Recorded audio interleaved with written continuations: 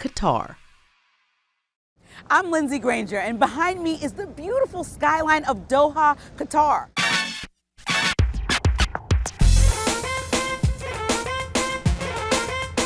Now, you've probably heard more and more about this Middle Eastern country. I mean, they did host the World Cup in 2022. But more recently, they've been a huge friend and ally to the U.S., serving as a home for diplomatic conversations and leading to a breakthrough in Gaza. The entire world watched that move, and even our president had this to say. And we've done a lot together in the last, especially in the last year. What we've done is incredible. Peace to the Middle East. Here's another reason that everyone is talking about Qatar. It is the fastest growing tourism destination in the world, filled with incredible people and lots of things to see, do, eat, and even buy. It's a country that leans heavily on history while having some modern advancements that will blow your mind. Qatar is opening its arms wide to Americans to see and explore this beautiful country, so come along with us for the journey.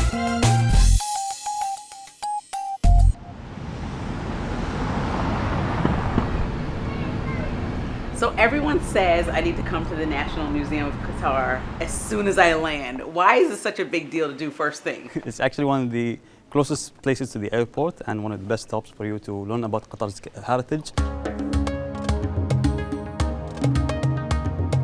Qatar is a peninsula in the Middle East that sits on the Arabian Gulf. It's home to more than 3.1 million people and 4,400 square miles of beautiful desert, coastline, modern skylines, and natural wonders. The story of Qatar is one of poverty to prosperity, once made up of tribes and small fishing villages hunting for rare pearls. So our main export for hundreds of years was pearls. People used to dive for pearls from April all the way to September. They go to the seas, they stay there for 4, even sometimes 6 months, diving every day from morning till sunset, eating nothing but dates during the entire day. So it was a very tough job, but it was the best means of income for them. For the Qatari people, we did not use the pearls as jewelry. It was used as jewelry by royalties all over the world 2,000 years ago. So in 1930s, celebrities and first ladies used to wear the pearls in their jewelry. The actress Elizabeth Taylor, we have her earrings actually here. Oh, you gotta show me that. Come on now. So the pearl story has an ending. Yes, it does. It does have an ending. So a man called Mikimoto started to develop the cultivation of pearls in the 1930s. And with the cultivation of pearls, people moved to the cultivated ones and left the natural Gulf ones behind. And after that, there was no more income for the Qatari people, no life, nothing here to do. But thankfully, this didn't last forever. In 1949, we started shipping oil for the first time. Oil and later liquefied natural gas, or LNG, transformed Qatar from one of the poorest countries in the Gulf to now one of the wealthiest in the world. We started exporting LNG in 1996. You're a huge exporter of LNG. Qatar today is one of the largest exporters of LNG, actually. It was at this part of the tour that we met Patricia Wood and Kathy Shelton, tourists and friends from New York. So tell me, what are you guys doing here? We're touring Qatar because we are members of Traveler Century Club, a club for people who have visited 100 countries or more, and we're thrilled to be here in Qatar. Very safe, very interesting country, a history that most Americans probably don't know. But they're starting to pay more attention, thanks to stunning architecture and state-of-the-art advancements. Some of the technology that's involved in some of these buildings, you'll notice they have like outdoor air conditioning, which is just, if you've never experienced it, please go to these areas. I need to, because that sounds crazy. It's fantastic. It's true. In many of Qatar's streets, parks, and walkways, these cooling zones are designed to improve quality of life in the heat. You can even find it at an outdoor jogging track. At 3,750 feet, it's the longest air-conditioned outdoor path, according to Guinness World Records. So modern, I feel like I'm in a futuristic movie. It is way ahead of the US in so many ways. We opened our doors in 2019, so it took 10 years to build this massive structure. Let me show you the inspiration of the desert rose. It is a collection of salt and gypsum crystals that grow here in the salt basins. They are very sharp, actually. So. Oh, is it? You can scratch you? You know the New Yorkers are going to touch it anyway. It looks like coal. That's amazing. Yeah.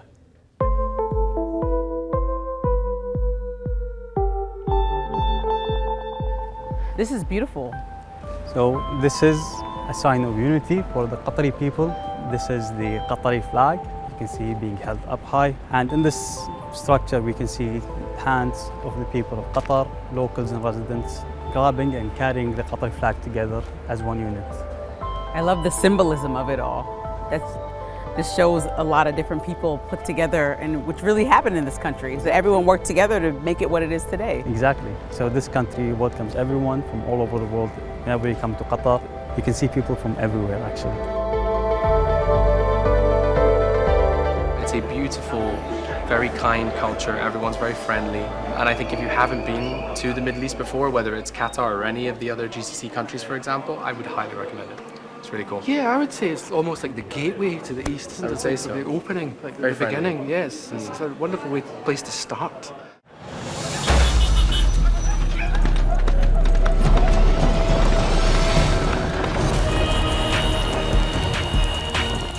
Once a week during racing season, Al Shahania Camel Racetrack looks like this.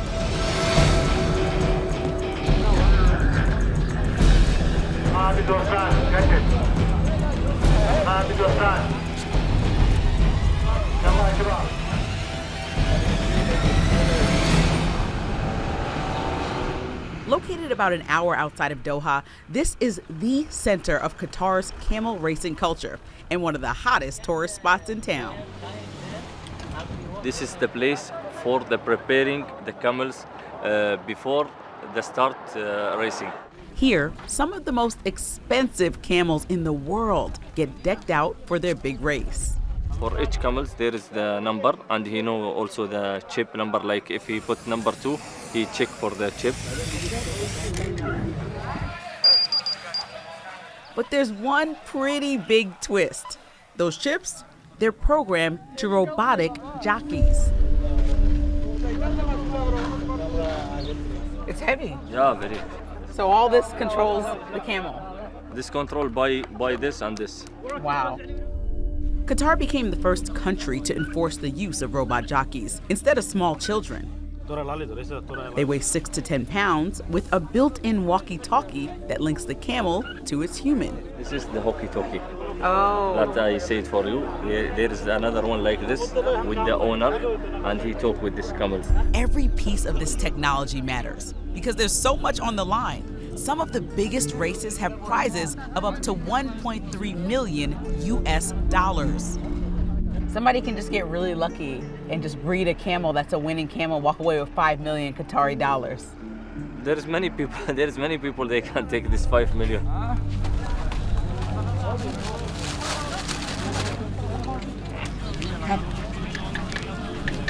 This sport is so popular in Qatar, there's a TV channel dedicated to showing the races.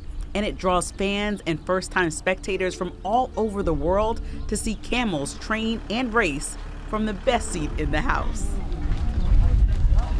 So what are we going to be doing? How do we follow along and watch the race? Now we will go inside and we will follow the camels. It's 4 kilometers for today.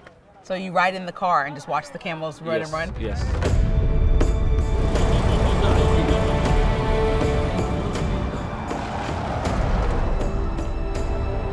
This is what makes Al Shahania so unique. Right next to the racetrack, there's a road designed specifically for trainers and spectators to drive right alongside the camels, racing at sometimes up to 40 miles per hour. اللقاية القعدان من مسافة 4 كيلومترات تتقدم مباشرة مع المركز. So you see everything that's going on. You hear the beeping and the chaos. There's camels racing down this way, going 4 kilometers, trying to win this race and win the money. Then there's cars speeding. These are the owners of the camels in their ear on the walkie-talkie, like win, win, win, hitting them, telling them to go faster, go faster. And it's all to win this prize money. Obviously, you see we're all in the middle of it, trying not to get hit by cars, trying not to get hit by camels, but it is fun, high stakes, and we'll see who's the winner. Not every camel can be a big winner. And look, don't worry if you're last like this guy. It's all counts. It's still a good job, good job. We're still gonna clap him up. But it's a fan favorite, no matter who comes out on top. Where you said you guys had a few days, what's the biggest takeaway? The camels. We went on a full day tour yesterday, and the last stop was the camel racetrack where they were training camels. It was amazing, thousands of camels. Camel racing now, we want to see what else. She had it all planned. Yeah, my priority was the camels. camels. I just want to ride.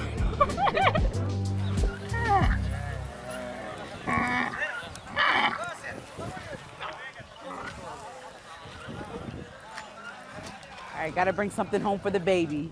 This might be too small for her, but maybe to pay homage to the camel racing.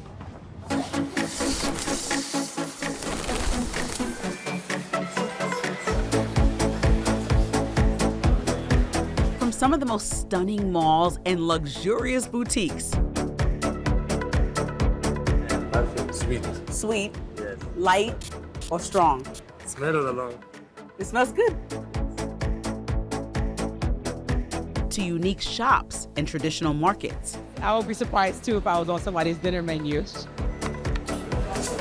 Shopping in Qatar is all about the experience.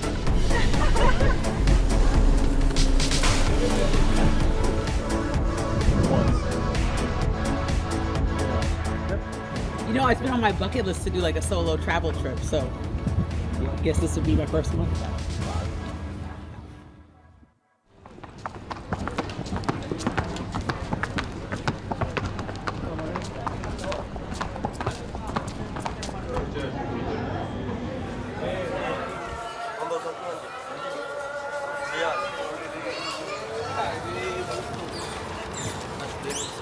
We're here at Souk Waqif, one of Doha's most historic marketplaces. The name literally means standing market, and it's right in the heart of everything. Locals and foreigners both come here to get pretty much everything from jewelry to rugs to purses to even falcons. You heard that right, falcons.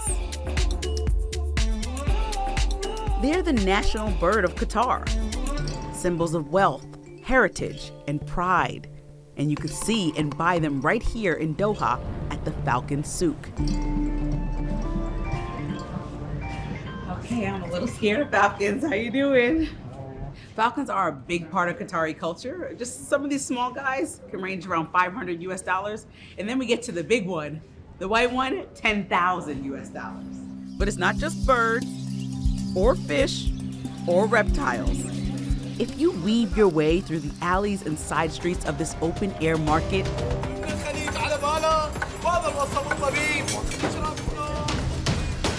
you'll find incredible collections of spices. Wow, I just smell all the scents. And even fragrances. No, you know that one smells way better. Price of this will be like 125. Rugs and scarves. This one and that one. Okay, deal. And all sorts of one-of-a-kind souvenirs. Wow, look at the attention to detail there. This is made of ceramic and all is hand painting. So much of the story of Qatar is right here in this market, especially when you step into Shey Al Shamoos restaurant, right here in the heart of the souk. How are you? Hi, how are you? Nice to meet you. Very beautiful. Oh, so are you? This is nice.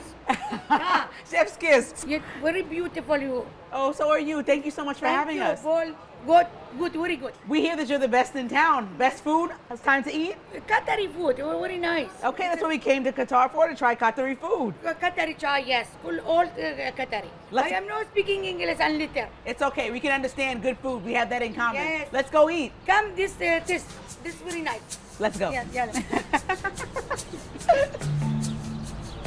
Tables in the packed dining room are filled with an authentic Qatari breakfast. This is shumila, Qatari shumila, regag. Beautiful. Regag, a thin, crispy bread. Eggs cooked with tomatoes. So many dips and sauces. This is no in Qatar. Okay. And a signature drink in Qatar, karak tea. This is sugar you. Little ziyada for you. Okay. There's a certain cadence and rhythm to tackling this giant spread. Can you show me how to use this? All supervised closely by the woman in charge, Shams Al-Kasabi. This is good. She's made a name for herself here as the first female entrepreneur in Souk Waqif. This is good. Nice mushroom. Mushroom like it. Really good. Qatari women were not allowed to work alongside men. They were only permitted to take jobs in women-only roles. Working in Souq Waqif as a woman was extremely challenging. Despite what others said, she kept going. But my family and ancestors had all worked there. When I joined them, I was very afraid until one of my first work days when the Father Emir visited me and told me, "You have a great future ahead of you." At that moment, all my fears disappeared. With that support, Shams has created something really special here, a time capsule of traditional recipes inspired by her grandmother. I am proud to represent my country, Qatar, and its culture, and that is the greatest achievement for me. And a space filled with inspiration for Qatari women to open their own businesses. All my family no stand. And this is again, no. All of my family strongly objected to my work in this field. They believed I should dedicate this talent only to my home. But I stood my ground, disagreed with them, and continued working without them knowing anything at all. That's nice. Sham's story has spread from this modest space in the souk to all over the world. Shay Shumus restaurant became a primary destination for everyone visiting Qatar. While her regulars and tourists continue to keep her restaurant full, celebrities and politicians like David Beckham, Gisele Bündchen, former First Lady Jill Biden, and the former U.S. ambassador to Qatar have come here to eat and meet Shams. Each one gets a photo added to the wall, all together building a lasting legacy for the chef with a dream. Well, thank you for letting us be a part of this history. Very beautiful, you beautiful. Thank you, you're beautiful. I am happy for you, see.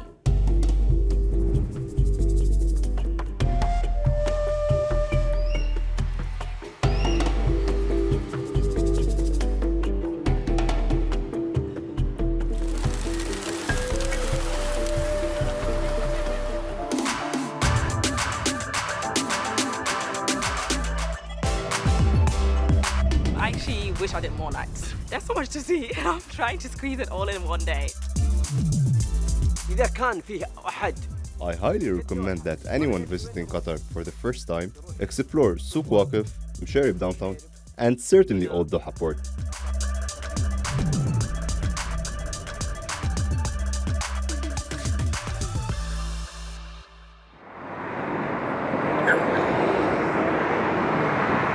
When you think of Qatar, you probably think of sand and desert. And if you drive 1 hour south of the skylines of Doha, you reach the start of the adventure zone.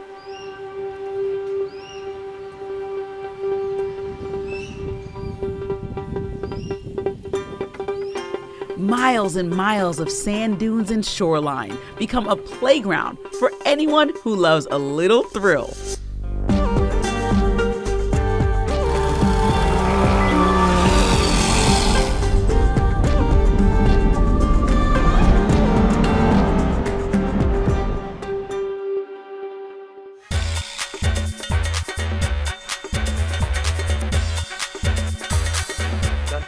No. Yeah, you can touch. Look at that. Look at that. I'm really freaked out right now, but it feels very soft and nice. Maybe 5, 6 pounds. Not too bad, but I did see some kids walking around with them, so I feel like I can handle this. But it's a nice introduction into the sea lion desert, because I feel like if I can do this, then I can do all the other activities. So I'm about to go camel riding. Okay. All right, we up here. I'm not good enough to race them yet, but I'm good enough to ride the camel. Hey, Mom. Whether you love animals or adrenaline, Sea Line is home to some of the most highly requested activities for tourists. Guests can rent these open-air off-road vehicles called buggies. All you need is a driver's license and a steady hand. Cruising over uneven terrain as fast as 55 miles per hour.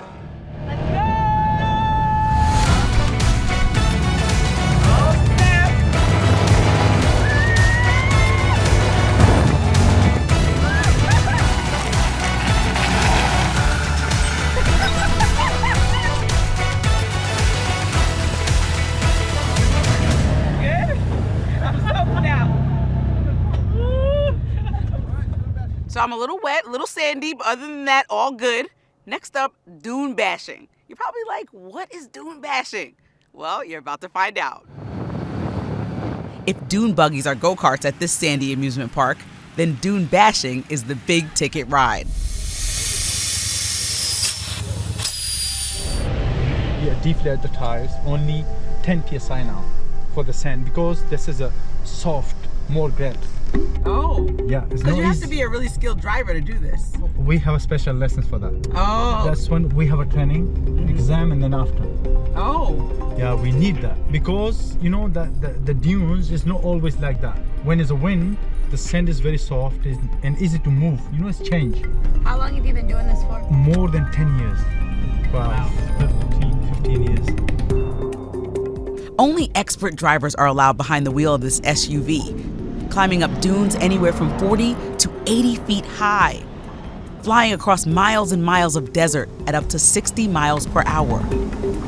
Before a 50-degree drop that makes your stomach drop just like a roller coaster. Oh, okay, so should I be scared? There's not that much. That's not exactly a comforting answer.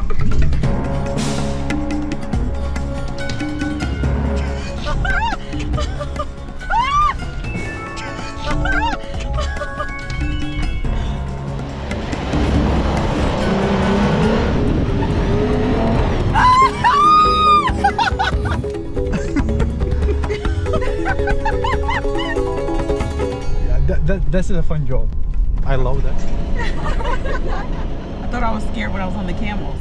I still scream on top of my lungs, but I do like adrenaline.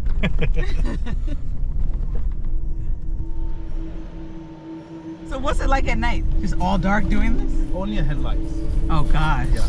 Oh, it's very beautiful, you know, you can see the stars. Really? Because here is no lights. Oh, yes. Quite dark and very beautiful, you know that.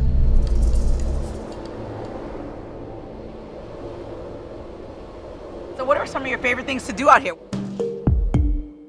Dune bashing out in the desert. Oh my. That was scary but fun too. An adventure I've never experienced before. I'm heading to a spot that most visitors rarely know about, which is camping and enjoying the desert beach, where you set up your own cozy spot and take the stunning scenery with the shoreline meeting the wide open desert around you. As far as seeing the desert, I never realized how beautiful the desert is in its own way. The different colors, granted, there are many shades of tan or many shades of beige. They're beautiful, the golds and the pinks and stuff. So yeah, it was fabulous.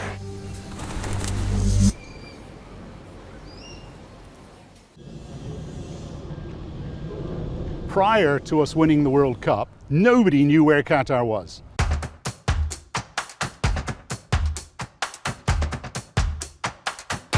In 2010, that all changed. It's really raised the profile of the country. I think it was an absolute masterstroke of the Qatari authorities to bid for the World Cup, and winning it was just fantastic because it really has put Qatar on the map. The country built and renovated 8 unique stadiums before the World Cup, each with architecture inspired by symbols of Qatar. Whether it's the energy from soccer fans,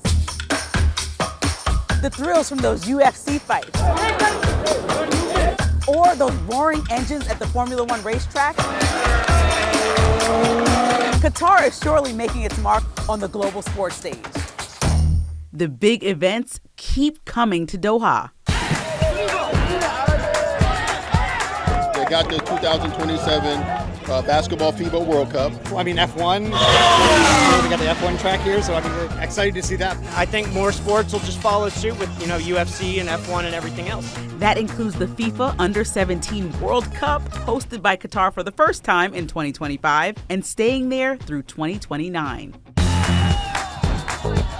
We're here at the Aspire Zone, which is a really cool place where fans gather in Qatar to watch things like the Under-17 FIFA World Cup. That's what we're watching today. We're watching Team USA versus Team Morocco. Now, Morocco's really good, but I think we're going to win. Go Team USA! Team USA has fans in red, white, and blue from all over the world.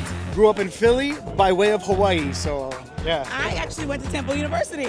Go Owls. Go Owls. Okay, but we're not here for the Owls right now. Okay, we're here for Team USA. What brought you all the way to Qatar to watch this game? I'm actually a diploma coordinator for the IB, so I'm out here, helping teachers be better teachers and stuff like that. But just their vision, kind of for the future, not only for like the Qatari people, but also like people of all nations, is really cool, and that's what really attracted me and my wife to come out here. They're thinking about the future. They're bringing lots of sports, not just under 17 FIFA. Also in the stands, Americans living in Doha, like Todd Hammerlink. He served in the U.S. Army before changing careers and recently moving with his family from Alabama to Qatar. We moved to Qatar to support the Qatar Apache helicopter fleet and to give our kids some culture experience. And it's been great so far. We've been here for a year, and it's been a great experience. Viva Morocco! Viva Morocco!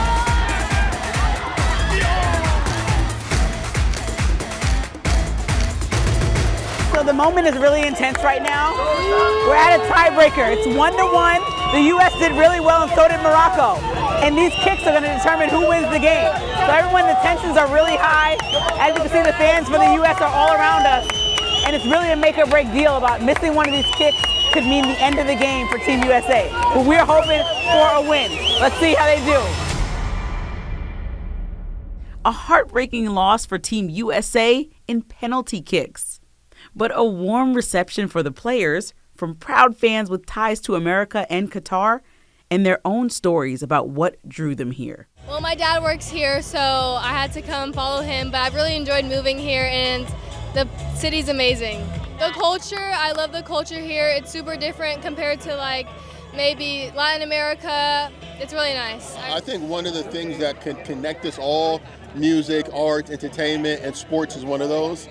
So to have a international tournament where you have all the different nations represented, people can come from abroad, enjoy like a safe, conducive environment, and I think really the infrastructure is intact. So that's way it allows to accommodate all the international travelers.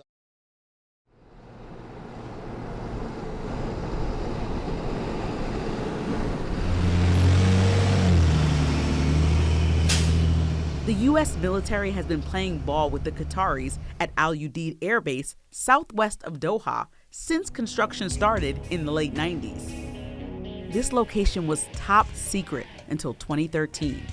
Now, it's the largest American Air Force installation outside of the U.S. It's a long history. It's not something that we just did overnight, and it built over time. A Top Gun graduate, retired Vice Admiral Kevin Donegan, knows how important this relationship with Qatar is. Once the Director of Operations for U.S. Central Command, which has its forward headquarters at Al Udeid, Donegan says the spot is crucial for handling the region's complexity. In the past, we used it for conflicts in Iraq, for conflicts in Syria.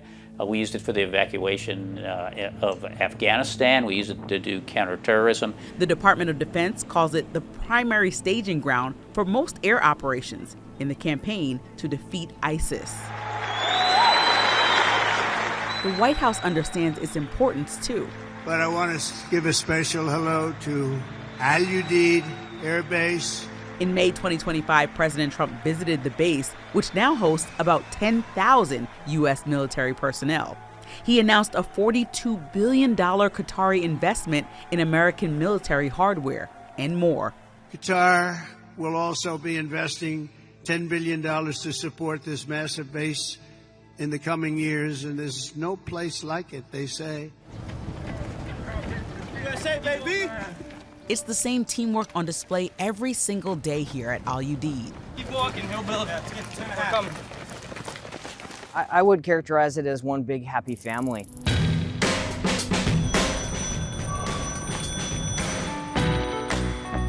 Colonel Eric Gorney is the deputy commander of 609 Air Operations Center at Al Udeid. He is back serving on the base for the first time in 15 years. So my first impression was, wow, look at everything that's changed.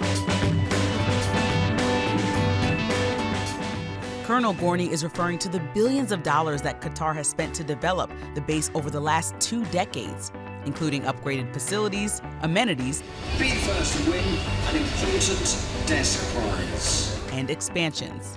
and then also look at everything that hasn't changed. So the things that haven't changed are the incredible relationship that we have with our Qatari allies.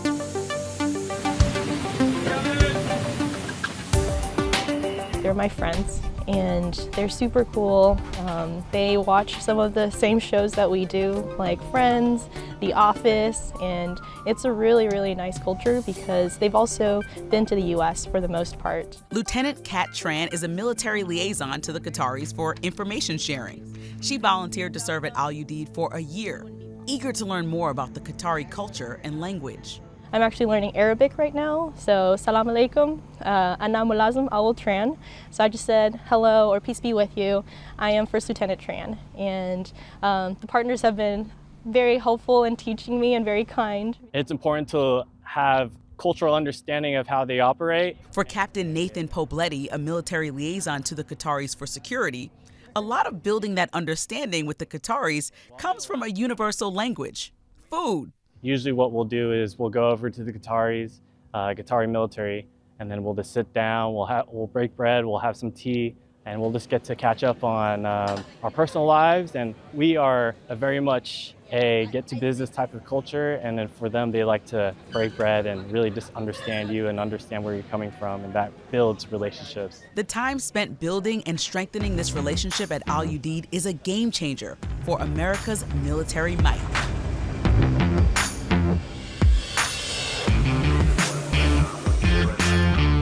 Kilo Golf Sierra 4511 Al Udeid Tower, port 5 mile final, 16 left. Flight 5 miles. While we can fly airplanes all over the world, we really need frontline access, and we need to be able to build common language and common sight picture with our key allies. And so without Qatar, we wouldn't be able to do that in the region. The two nations continue to train together at Al Udeid, most recently in a joint exercise called Ferocious Falcon 6. We brought essentially a joint team from land, air, and sea to execute both a command post exercise and a field training exercise. Required months of pre-coordination and planning among all the partners from the United States, Qatar, United Kingdom, France, Italy, and Turkey. And we came together to essentially improve our defensive posture for the region. For the U.S., none of this would be possible without being boots on the ground here in Qatar. We're able to go out to dinner together, especially during up to and leading to the exercise, and just be able to share stories, right? And there's no other effective manner to really build the right relationship we're trying to achieve and the lethality and operational effectiveness that we're trying to achieve. Hang on, I got it. Just hold on to it for a little bit, just so it's a little steady. Oh, sorry, my bad. Life here on the base includes some of America's traditions too, especially around the holidays.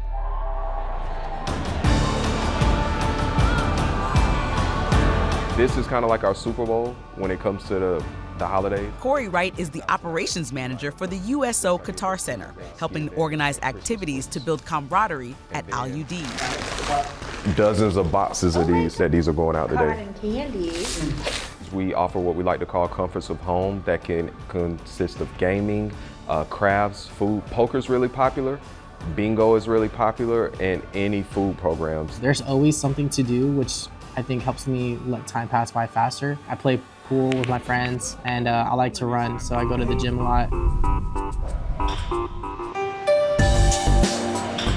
Technical Sergeant Oxen Murillo has been at Al Udeid since early October. He and his colleagues work hard to make this place feel like home. I make this place feel home just by building on relationships. Where I work, there's a lot of different people that work in different branches, different countries.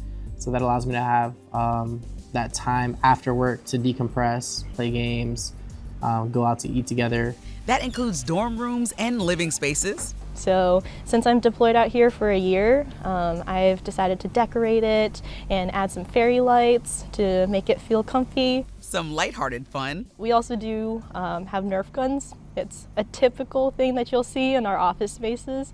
Just to keep morale high is you'll just sometimes have somebody walk by and you'll get a Nerf gun like this far from your face and you're like, what? It's pretty funny. And sometimes they even bring home to them, like when members of the Washington Nationals baseball team recently traveled to Al Udeid to meet service members. Thanks, Brian. Host a skills clinic and coach an intramural game.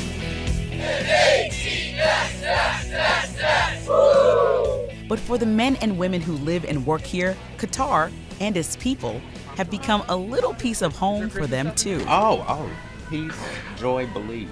The hospitality around town is outstanding. There's many things to see, lots of malls, lots of beaches. It's definitely an ideal place if someone wants vacation in the wintertime. I think trying new foods is my favorite, and there's such a variety of food in Doha. So one night I can be trying Lebanese food, and the next night I'll be getting some Thai food.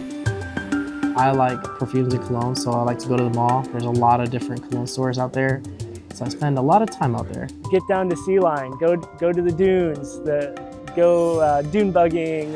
That's awesome. Get into the Arabian Sea, go swimming. If you stay on base and you interact with our Qatari allies, you get one piece of it. But by being able to go downtown into Doha and really see and experience it firsthand, that's been one of the best learning opportunities.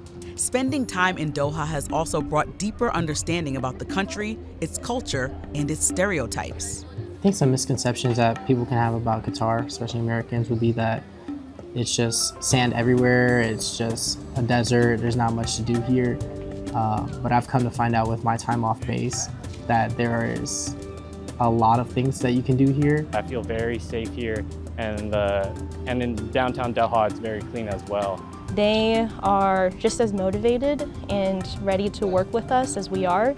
A lot of some misconceptions is that we're all different, but we're not. That common thread is a commitment to serve. I joined the military because I'm a first-generation American.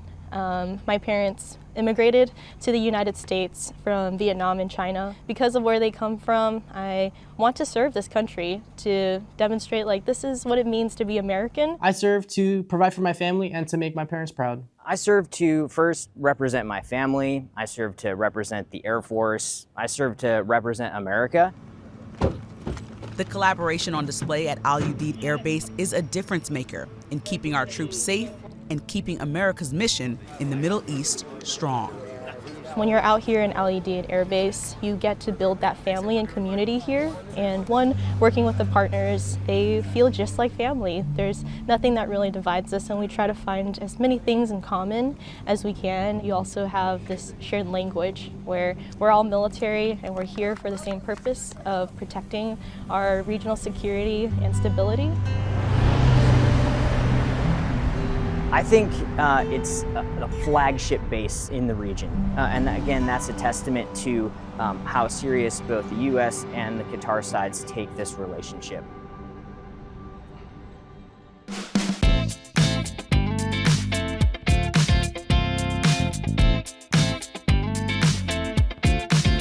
We went by ourselves to the market. We wandered down into the subway, walked around.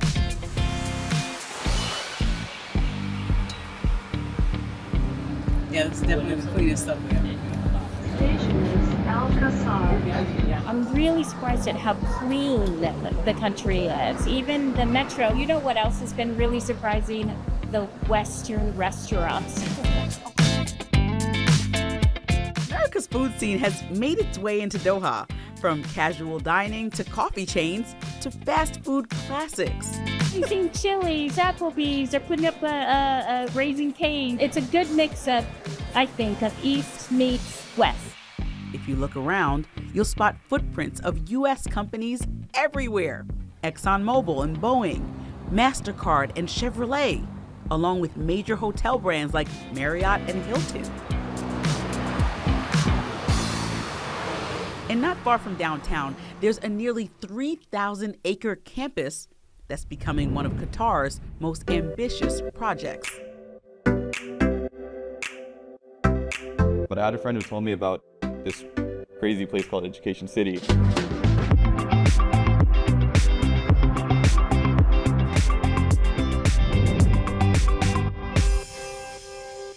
Welcome to Education City, where Qatar meets some of the most prestigious universities in the U.S. Now, it's definitely a hub for academic excellence, but it's also probably the prettiest college campus that I've ever been on.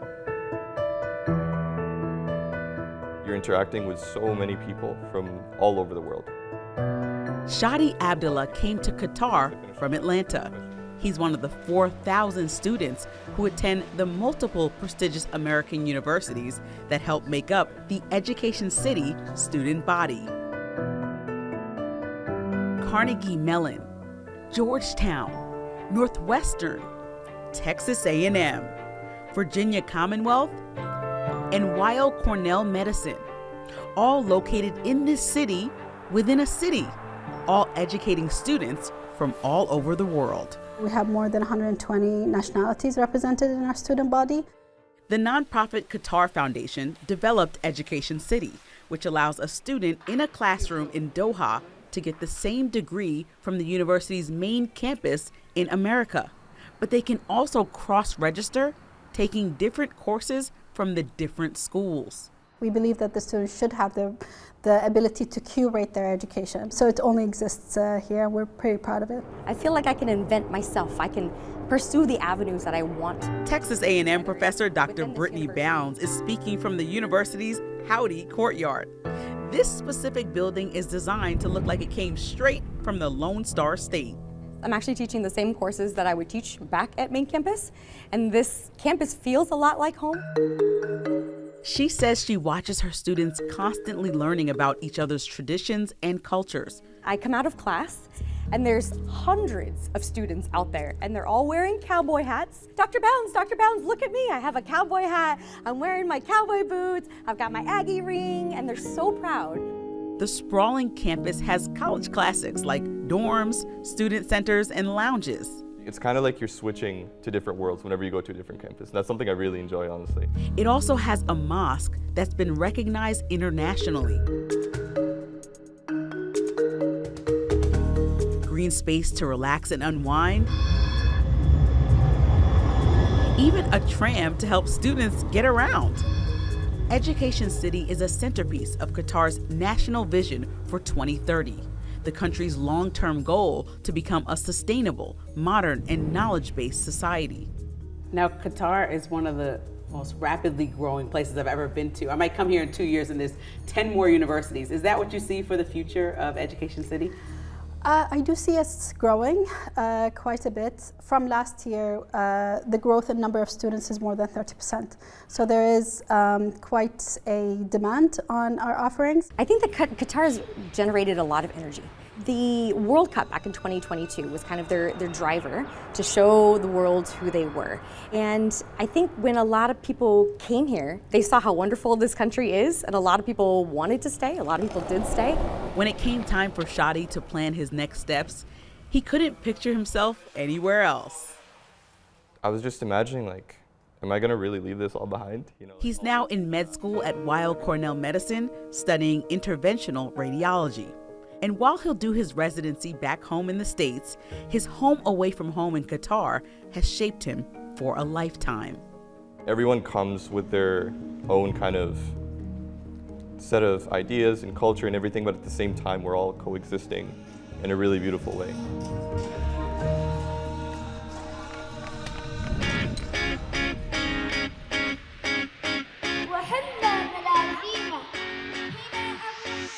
What are some misconceptions that you guys think maybe that people had before you got here that you can tell them the truth about when you go home?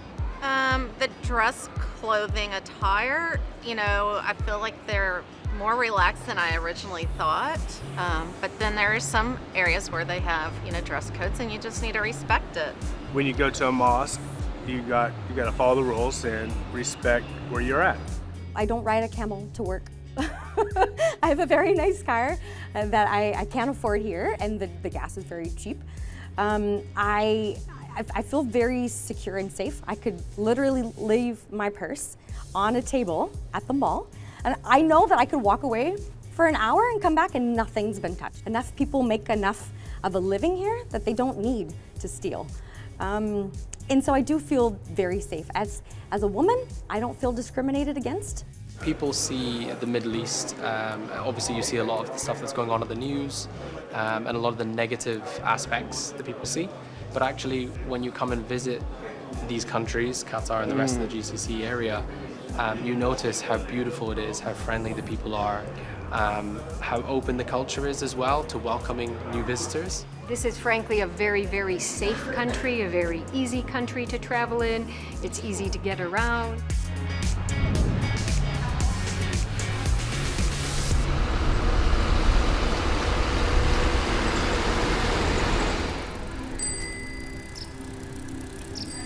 A trip to the northernmost part of Qatar only takes about 90 minutes. And sitting at the end of miles and miles of desert is a dreamy getaway from the hustle and bustle of Doha. Welcome to Zulal, the largest wellness resort in the entire Middle East.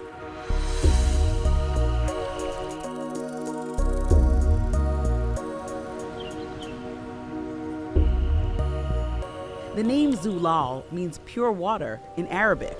Surrounded by water, it's an award-winning oasis to unwind, reflect, and disconnect.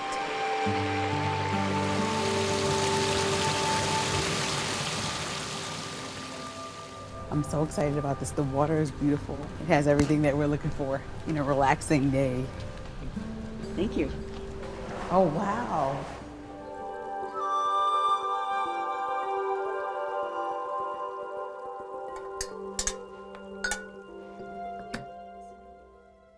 I am the traditional Arabic and Islamic medicine specialist at Zulal Wellness Resort by Shivasam. Bibi Aisha Lakhat has worked with guests here for 3 years.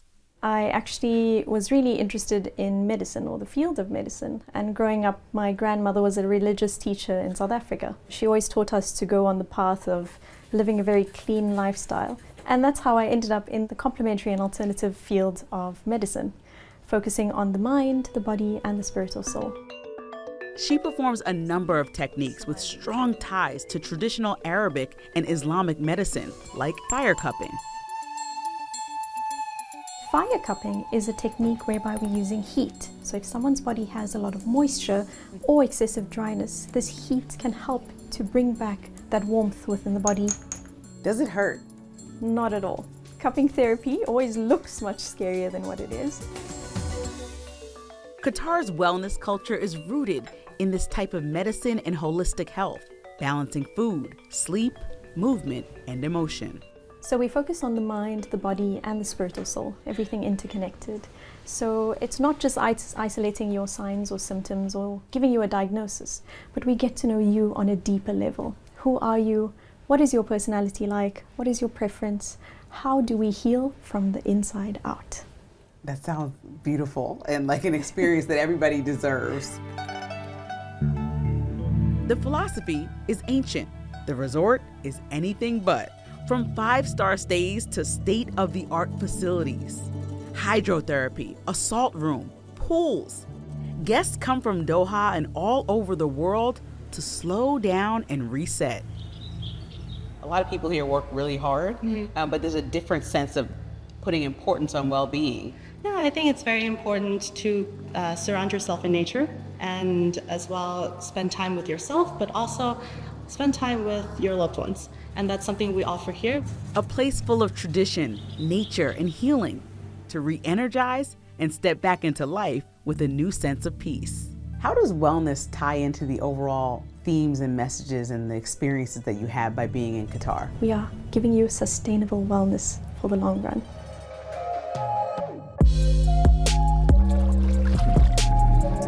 Hey.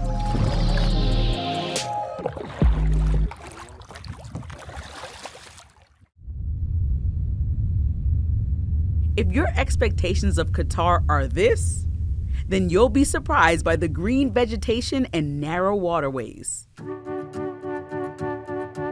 These are Qatar's mangroves. Located in northern Qatar, these wetlands are a top attraction for tourists to rent kayaks or paddle boats, hike or even picnic, or just escape to one of the country's hidden gems. Let's do it. I gotta get as fast as you. You're going backwards, now you're showing off. It's another technique, backward. I can teach you later once we reach Okay. to the island. Mangroves are tropical plants that grow alongside seashores and riverbanks. They're critical for keeping Qatar's ecosystem alive and well. It's helping the country to make a protection for the sandstorm or the water level increase. It's like a free shelter in the seaside. Just close your eyes and let's do inhale and exhale. Yeah. Just for 30 seconds. Okay. So you can feel it, how is it beautiful. Qatar's Ministry of Environment has gone to great lengths to protect the mangroves that have become a refuge from daily life. So did you hear any birds? Yeah, I heard a lot of birds. This is one of the herons in this place. Wow. Yeah, you'll be disconnected from technology, from emails, from office, from everything. You'll be just here in nature. We paddled through the snaking channel where the water opened up towards Purple Island. So this is the island in front of you. We'll Yeah? be stopping. Okay. We'll stop our kayak in the front side. Okay. You can see the tree for mangrove. The tip right there? Yes. The name comes from the reddish-purple dye that was produced centuries ago from a special species of snails. And they are calling in Arabic al-hawit. Yes. It's a small morex, small snail. You found one? Yeah. Is it good luck? Yeah, I'll show you. Oh, they camouflage. Yes. It looks exactly like the rock. Yeah. Mangroves are a safe haven for wildlife, including hundreds of birds, insects, and underwater creatures. For us, we have a mission. We have something we need to do for mangrove. We have some project in the future to build a nursery here in this place to increase the capacity for mangrove. As I told you, they are taking carbon, give you oxygen at the same time. So it's very, very important. So we love what you're doing here, to be with this. This is my office, to be in nature. I do this with my pleasure.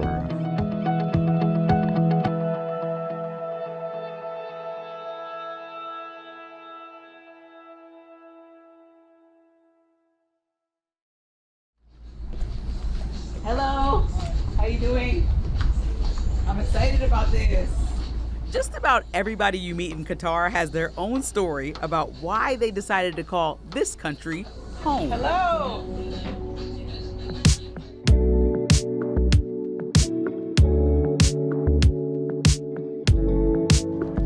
I used to be in IT and I came on a 3-month contract, and by the end of 6 months, I did not want to go home. A transplant from England, Brian Candy, now gives tours to English speakers who hop on board these iconic dhow boats.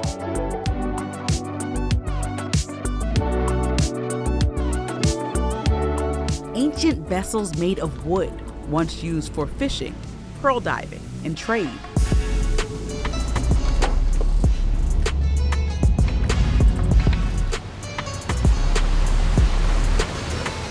Now, it's a way for visitors to get some of the best views of the Doha skyline, a skyline that has seen one of the biggest transformations over the last several decades. That football stadium over there is a 40,000 capacity football stadium. When oil was discovered in 1939, there was only a population of around about 16,000 people in the entire country. So you could have put the entire population of the country into that stadium twice over and still had room for the camels. So that's how things have changed here. As the boat sets towards the West Bay, those towers, they've doubled in quantity in the 17 years that I've been here. Then to the Pearl. So the Pearl is a man-made island, residential. You'll find a lot of expats are living there. To the Museum of Islamic Art. It is a masterpiece. It's a stunning building. And if you get any opportunity whatsoever to pop inside, you will see what I'm talking about. And National Museum of Qatar, where our journey here in Doha began. We got a unique vantage point of the city's past and its bold next era. One of the great things about Qatar is that they haven't erased everything, which means that you've still got old Doha here, you've still got that heritage, you've still got the original buildings. They didn't just go clean slate, let's start again. they've managed to hold on. And also they've managed to hold on to their culture. When people come over, first off, guests, especially as Americans, they come on a sightseeing tour with me, and within an hour and a half, they're like, I had no idea. I had no idea this is what I was going to find. I do feel absolutely blessed and really lucky to be able to live and work in this beautiful country. So many new visitors have been drawn to the fastest growing tourist destination in the world. USA! USA! Oh no, no, no, no, no, no, no! To experience a cutting-edge way of life. Rivals any city in the world, in any category. Stature, beauty, focus, wealth. It's just astounding. Learn about a storied past. This is all the regatta. After come regatta. To expand your perspective. Different creeds, different religions coming together here, either enjoying the country or just living in here, being part of Qatar today. And meet incredible people excited to welcome you into their home. Thank you.